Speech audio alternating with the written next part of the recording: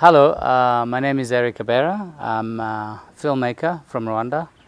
I was born and raised in the Congo, the Democratic Republic of the Congo, the former Zaire. I did child education and psychology. I'm a law school dropout, and then I joined into journalism and I went into filmmaking. I returned into Rwanda in 1994 when everybody came back into the search of the plight of the 1994, when all journalists from around the world came to see what had actually happened in Rwanda. I embarked on working with many journalists from New York Times, NPR, BBC, NBC, CNN, and many others.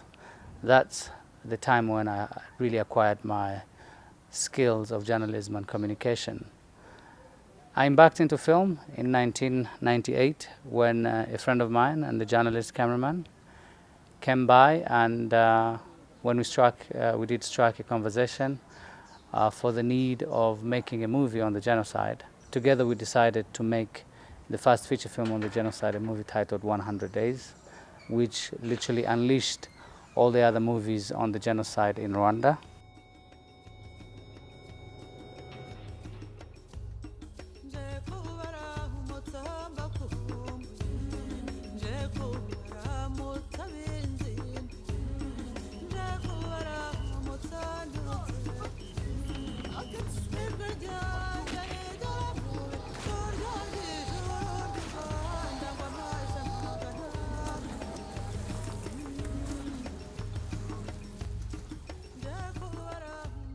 From there, I went on and made other documentaries on the same subject.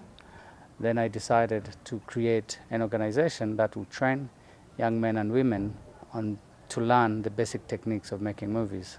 And that's how the Rwanda Cinema Center was created.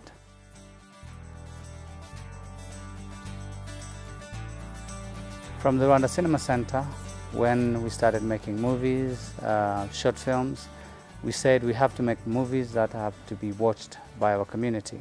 Then we launched in 2005 the Rwanda International Film Festival, which is commonly known today as Hollywood, literally a cinema in the hills of Rwanda. And we do that every year.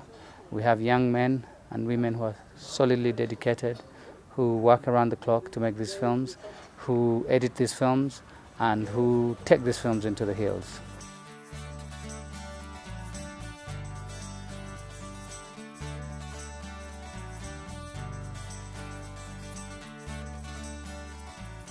With this, we have had international filmmakers and partners, and who are now our mentors, who come to teach our students.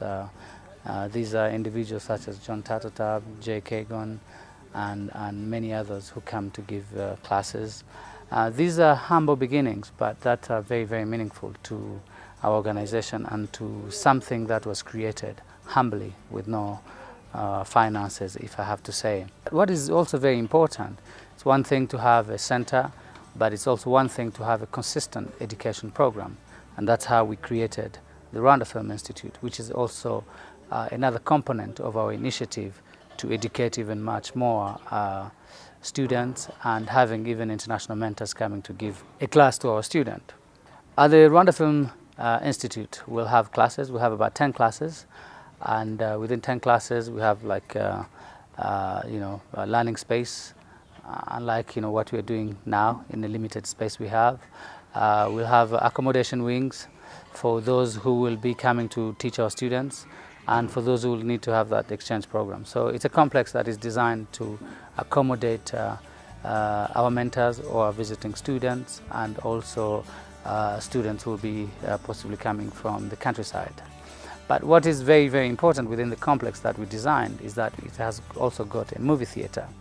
So it's one thing to produce movies, but Kigali being a city for now that has got no movie theater to speak of, then we decided to embark on a project of making sure that we have a movie theater that can show all these independent movies, and that can entertain, educate, and also create a cultural proximity between our people and the international people, Rwanda being a country that is so landlocked, and we need that kind of diversity. These are the walls that we started with, but behind these walls there is actually a bunker or a go-down, or a place where we'll be having a sort of an IT lab where we'll have possibly 20 machines on display where students can learn about editing, graphic designs, music compositions. And it's a great experience, and these are just some of the beginnings of mine, and my drive is really to make more films and get students and other people make more films. Last but not least, you know, if there's somebody out there who wants to join in the effort of the Rwanda Cinema Center and all the initiatives using arts and culture as an education component, you're welcome. And I'm very, very pleased to be part of the TED X Kigali.